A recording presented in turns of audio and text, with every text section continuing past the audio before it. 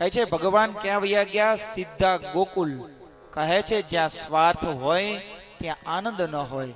Gokul, go નામ ઇન્દ્રિય, કે જ્યાં ઇન્દ્રિયોનો જ્યાં સમૂહ છે અને કોઈના પ્રત્યે આનંદ પ્રગટ કરવો હોય તો કેવી રીતના થાય?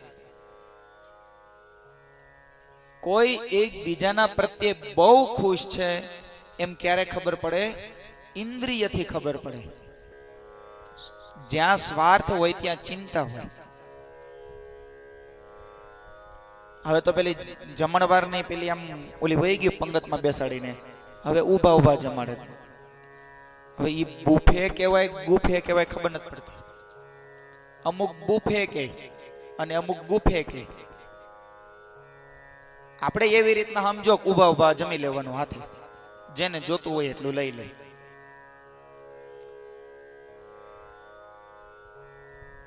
તો કહે છે કે આમ જમણવાર ચાલુ હોય અને કોઈને આમ ગુલાબ જાંબુ બહુ ભાવતા હોય અને આમ આપણી આગળ બીજા 2-3 જણા રાખેલા હોય અને આપણું આમ ધ્યાન આગળ હોય, ખારું ગુલાબ જાંબુ આમાં ઘટ પડે એવું છે.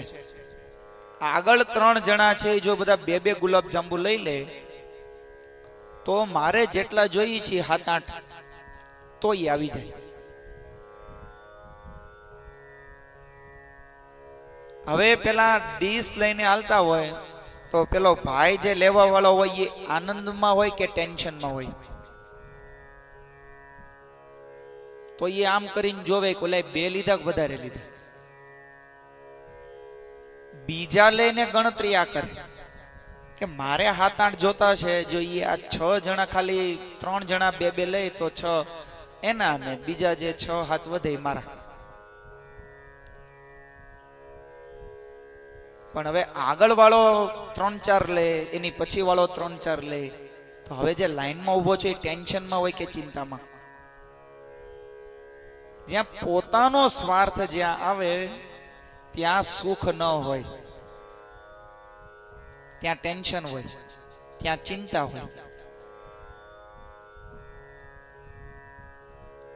અહીંયા ગઈકાલે ચોકલેટ ઉડાડતા, તો અહીંયાથી ઉડાડતા હોય એ જો પોતાનો સ્વાર્થ જોવા રહે કે હું છોકરા માટે થઈને 5 મારા ખીચામાં નાખી દઉં, કોઈ જોઈ જાય નહીં એવી રીતના, તો એ ટેન્શનમાં હોય કે ચિંતામાં, કે એ ખુશ હોય? ખુશ તો ન જ હોય. એ ભલે ચોકલેટ ઉડાડે પણ એના મગજમાં એવું રહે કે આમાંથી 5 મારા ખીચામાં નાખી દો. મહારાજ કહે છે પોતાનો સ્વાર્થ જ્યાં આવે ત્યાં આનંદ ન હોય, અને બીજી વસ્તુ જ્યાં ખરેખર તમને આનંદ આવતો હોય ત્યાં પોતાનો સ્વાર્થ ન હોય.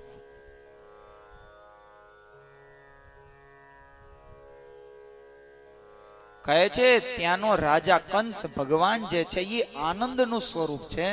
તમે ખરેખર આનંદમાં તમે હોય, બરાબર, તમને ઘરમાં કોઈ ચોકલેટ ને માખણ આપે તો લ્યો કે ન લ્યો?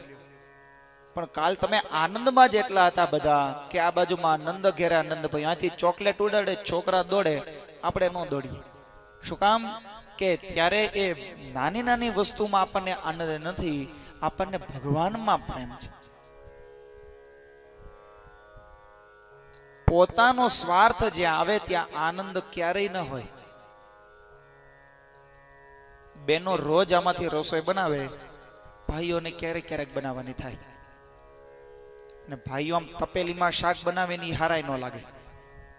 એનો તો મોટો તપેલો લઈ અને આમ કાસડી વાળીને શાક બનાવતા હોય એ ભાઈઓ હારા લાગે. બેનોને બનાવ હોય તપેલીમાં બનાવી એ હારા લાગે. હવે એક વસ્તુ તમે મને કહો બધા, કે જે ભોજનનો જે આનંદ જે છે એ પોતાને ખાવામાં આનંદ છે કે બીજાને ખવડાવવામાં આનંદ છે? બીજાને ખવડાવવામાં આનંદ છે. તમે એકદમ મસ્ત શીરો બનાવો અને પછી તમે તમારા છોકરાને તાણ કરો, તમારા ઘરનાને તાણ કરો, આવેલા મહેમાનને તાણ કરો કે 2 બટકા તો તમારે લેવા જ જોઈએ. આ એનો જે આનંદ જે છે એ કંઈક અલગ છે. અને અંદરથી ચિંતા હોય કે આમાં કેટલું ઘી જોહે ને આ મહેમાન થોડુંક ઓછું ખાય તો સારું. આવો મનમાં ભાવ હોય તો શું થાય? તો એ આનંદ ન મળે. વસ્તુ તો એની જ છે પણ આનંદ એનાથી તમને પ્રાપ્ત ન થાય.